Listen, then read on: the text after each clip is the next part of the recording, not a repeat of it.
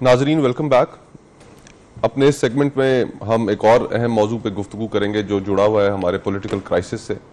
चौधरी निसार अली खान की आज एक धुआंधार किस्म की प्रेस कॉन्फ्रेंस, वो प्रेस कॉन्फ्रेंस कई हवालों से अहम है और फवाद और दीगर जो हमारे प्रोग्राम में पार्टिसिपेंट्स हैं, मारवी सरमद साहिबा ने हमें ज्वाइन किया है, मंसूर अली खान साहब ने ज्वाइन किया है, हर किसी का अपना नुक्ता नज़र होगा उसको देखने का और डॉक्टर साहब फिर उसको रिस्पॉन्ड भी करेंगे। लेकिन मेरी नज़र में उनकी प्रेस कॉन्फ्रेंस के अंदर जो सबसे अहम उन्होंने बात की वो उन्होंने प्राइम मिनिस्टर की और मुस्लिम लीग नून की जो इस वक्त हुकूमत है उसकी अगली हिकमत अमली पे से उन्होंने पर्दा उठाया। अपनी प्रेस कॉन्फ्रेंस में उन्होंने कहा कि मेरी गो के वज़ीर आज़म से काफ़ी अरसे से मुलाकात नहीं हुई, लेकिन वज़ीर आज़म इस वक्त एक खुशामदी टोले, एक दरबारी किस्म के टोले के नरगे में है और मैं उन्हें इस प्रेस कॉन्फ्रेंस की तवस्सुत से ये मशवरा देना चाहता हूँ कि वो लोग आपको ये मशवरा दे रहे हैं कि अगर फैसला आपके हक में आए तो आप लोगों के सर कलम कर दें और अगर फैसला आपके खिलाफ आए तो फिर आप इदारों से महाजराई करें। और मैं आपको यह मशवरा देता हूं कि आप ये दोनों तजावीज जो हैं ना माने और इन पर ना अमल करें। तो डॉक्टर साहब, मेरे ख्याल में तो मुस्लिम लीग नून की जो हिकमत अमली है, पहले मारवी और मंसूर को शामिल कर लें हम स्टूडियो में वापस आने से पहले। बिल्कुल जी मारवी, थैंक यू सो मच। बताइएगा, सबसे पहले आपने ही चौधरी निसार साहब के इख्तलाफात की खबर ब्रेक की थी और काफ़ी उनको मनाने की ये वो कोशिशें हुई, उसके बाद आज जो है वो उन्होंने जो प्रेस कॉन्फ्रेंस की, तो अब आपका क्या तज्जिया है आज की उनकी तकरीर के ऊपर और PMLN के फ्यूचर पे?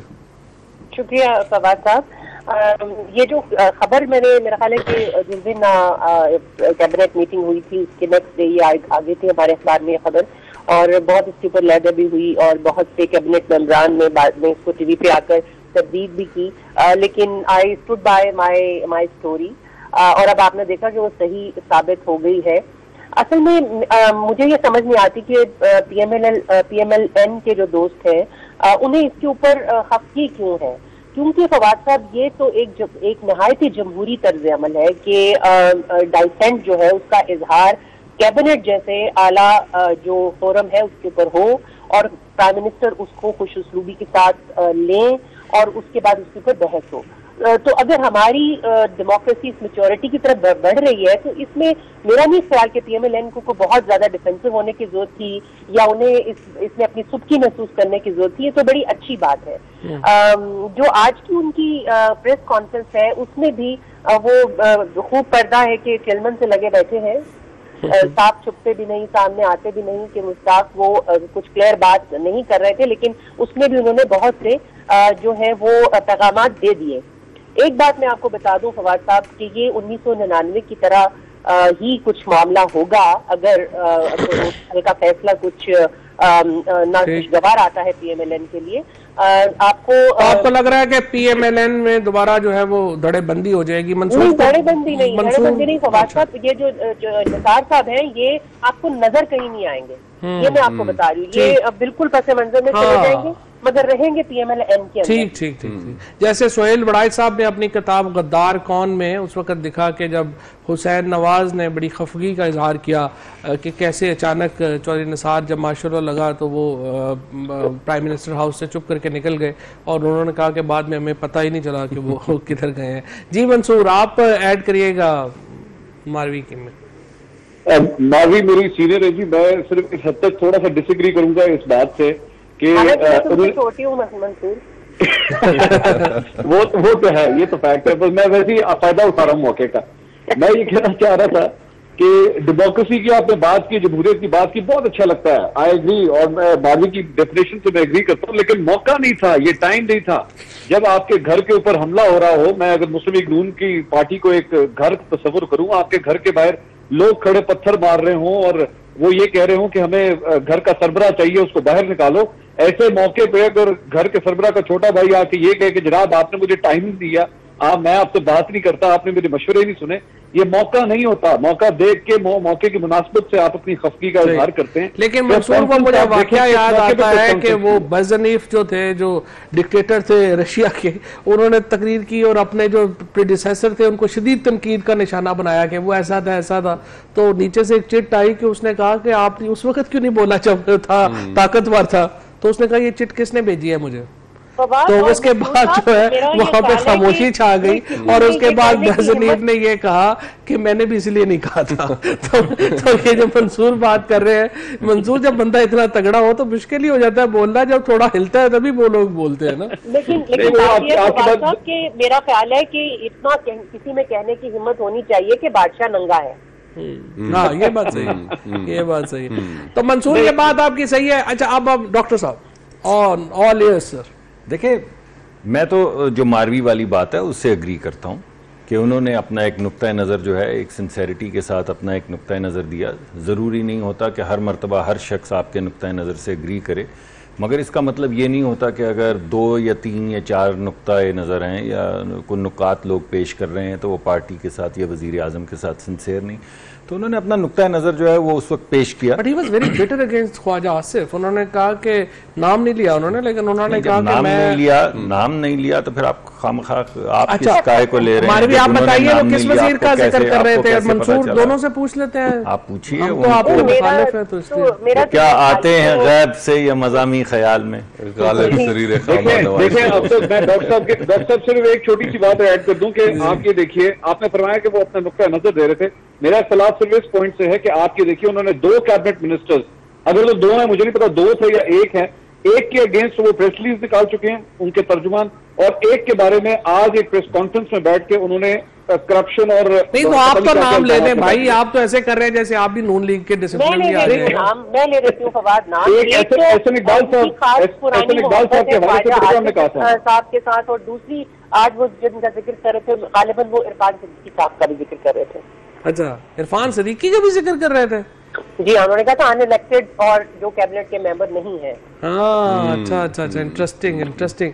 हाँ, वो तकरीरें वो लिखते हैं ना इरफान सिद्दीकी। जी बिल्कुल, और यही उनका एक पॉइंट था कि पिछली बार जो तकरीर रखी थी मियां साहब की, वो इरफान सिद्दीकी साहब ने लिखी थी और उसमें इनकॉर्पोरेट नहीं की थी चौधरी साहब की तजावीज। अच्छा। तो उसका भी बहुत गुस्सा था। लेकिन डॉक्टर साहब, ये जो बात उन्होंने की जिससे मैंने शुरुआत की थी इस सेगमेंट की, कि क्या वज़ीर आज़म के गिर्द लोग उन्हें यही मशवरा दे रहे हैं जिस तरह चौधरी निसार साहब बयान कर रहे थे?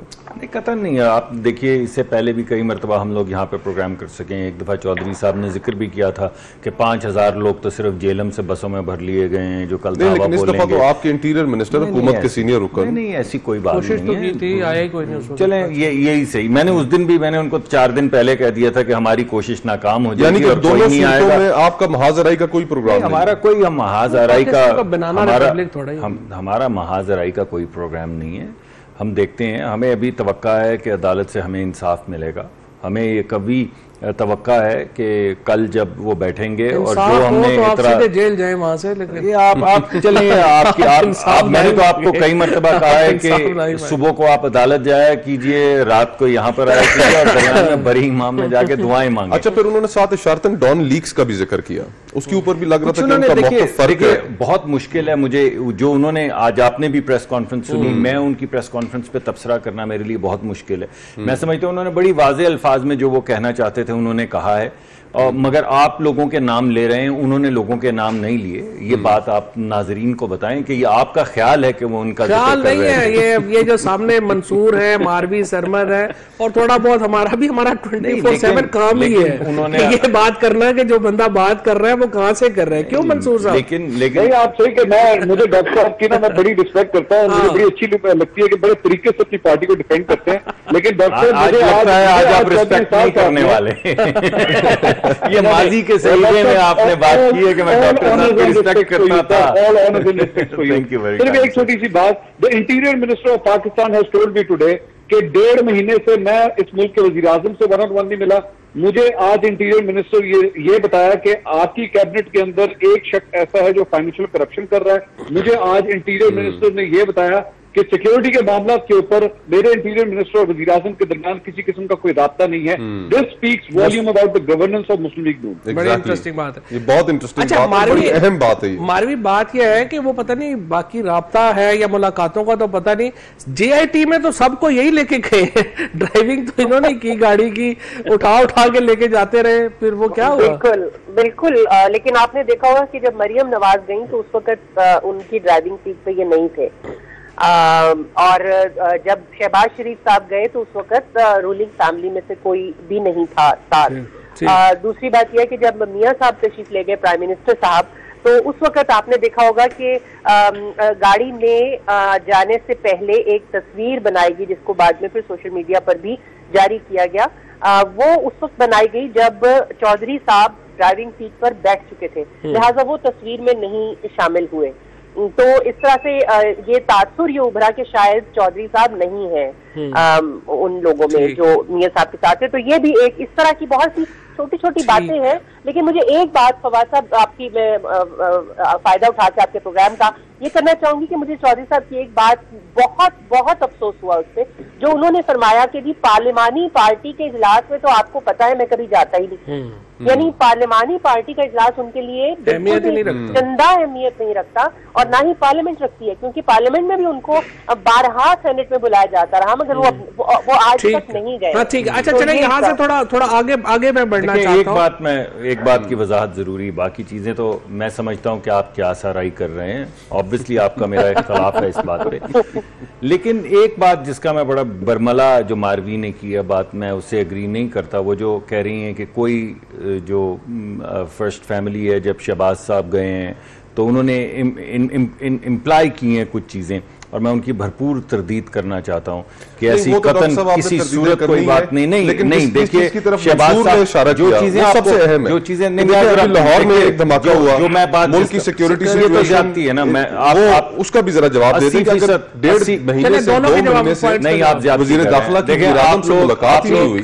आप इस प्रोग्राम के अंदर तकरीबन 80 से 90% बोल रहे हैं, और जब मैं अपनी मर्जी से अगर मैं एक लाइन उसमें ऐड करना चाहता हूं जिससे मैं डिसएग्री करता हूं, और मारवी के साथ मैं एक फेयर आर्गुमेंट कर रहा हूं, मारवी नहीं होती, इनको नहीं मालूम कि शहबाज साहब की कितनी पार्टिसिपेशन है इस सारे प्रोसेस के अंदर, उनको नहीं मालूम है कि किस तरह मुशावरत के मुख्तलिफ अदवार चलें। उन्होंने अपनी एक जो चीज़ें देखी हैं उसके मुताबिक एक बात की, और मैं समझता हूँ कि उसकी तरदीद करना बहुत ज़्यादा जरूरी है, क्योंकि वो एक गलत बात है। मैं उसकी तरदीद करना चाहूँगा, उन्होंने जो इम्प्लाई किया वो काफी गलत है। बिल्कुल, पॉलिटिक्स को छोड़ दें आप, पॉलिटिक्स को सारे छोड़ दे, लेकिन अवाम के जानो माल की तहफ़्फ़ुज़ आपकी अवलीन जिम्मेदारी है। और ये हुकूमत किस तरीके से चल रही है कि 1.5 महीने से मुशावरत हुई है, उसके बाद में भी मुशावरत हुई है, नहीं देना चाह रहे, मुशावरत हुई है। आप जी बिल्कुल, उस पर मैं इत्तेफाक करती हूँ। जी मैं जरूर हुई होगी वो, और लाजमन और मैंने इसी मारवी देखिए, मैंने भी आपको बड़ी इसी वजह से बड़ी मुअद्दबाना सिर्फ यही गुजारिश की है कि जो इम्प्लीकेशन है वो गलत है। आप अगर कह रही हैं कि उनकी गाड़ी चौधरी साहब से लड़े थे तो मैं मानता हूं कि वो बैठे हुए थे, सियासत से निकल आए डॉक्टर साहब, सियासत से निकल आए। अवाम की जान और माल की हिफाजत किसी भी हुकूमत की अवलीन जिम्मेदारी है। 1.5 महीने से इस मुल्क के वजीर दाखिला की वजीर आजम से मुलाकात नहीं हुई। जो हमारी सिक्योरिटी सिचुएशन है, बलूचिस्तान, खैबर पख्तूनख्वा, पंजाब, लाहौर में धमाका, सिंध के अंदर जो हुआ, तो टेररिस्ट एक्टिविटीज हो रही है, आपके ख्याल में इसकी कोई अहमियत नहीं, और प्राइम मिनिस्टर इस मामले को कोई अहमियत नहीं देते? ऐसा नहीं होता है। आप अगर वफाकी हुकूमत की जो तरीकाकार है काम करने का उसे देखें तो हर वजीर जो है उसको अपना काम सौंपा जाता है, और उसकी जो इंटीग्रेशन होती है वो काबीना के, यार आप बात का जवाब तो सुन लेना। अगर आप ये तो बड़ी ज्यादती, जिस वक्त काबीना का इजलास होता है तो उसमें इंटीग्रेशन होती है। यही है स्ट्रक्चर वफाकी हुकूमत का कि तमाम लोग इंडिपेंडेंटली फैसले करते हैं, वो तमाम फैसले फिर काबीना के अंदर आते हैं और वहाँ पे फिर लंबी बहस होती है, काबीना में भी होती है, काबीना की झेली कमेटीज़ के अंदर भी होती है। ऐसा नहीं होता है कि आप रोज़ एक प्राइम मिनिस्टर जो है वो मिनिस्ट्री के अंदर जाके उसको रन करता है, या हर मिनिस्टर आके इजाज़त लेता है कि मैं ये किस तरह काम कर लूँ। मैं आपको कह रहा हूँ कि जितनी इंटरेक्शन की जरूरत होती है वो हर दम रहती है। पहले भी ये बात हम वजाहत कर चुके हैं जब आपने एक सेकंड डॉक्टर साहब इस मामले में, क्योंकि मैं भी काबीना का हिस्सा रह चुका हूं, फवाद भी काबीना का हिस्सा रह चुका है, कुछ इंटरेक्शन ये प्राइम मिनिस्टर की रिस्पॉन्सिबिलिटी थी। आप मिनिस्टर एक्सरसाइज करता है power on behalf of the prime minister, on behalf of the cabinet. No sir, आप रूल्स चेक कर अगर आप लोगों की इजाजत हो तो एक खबर आपको शेयर करूं। जी मंसूर, वो ये है कि अब से तकरीबन 2 घंटे पहले मेरी मुस्लिम लीग नून के 2 रहनुमाओं से बात हुई है, और कल चूंकि इतना बड़ा डिसीजन आ रहा है तो हम लोग अपनी जारी बात है ट्रांसमिशन के सिलसिले में, प्रोग्राम्स के सिलसिले में उनको इनवाइट करना चाह रहे थे।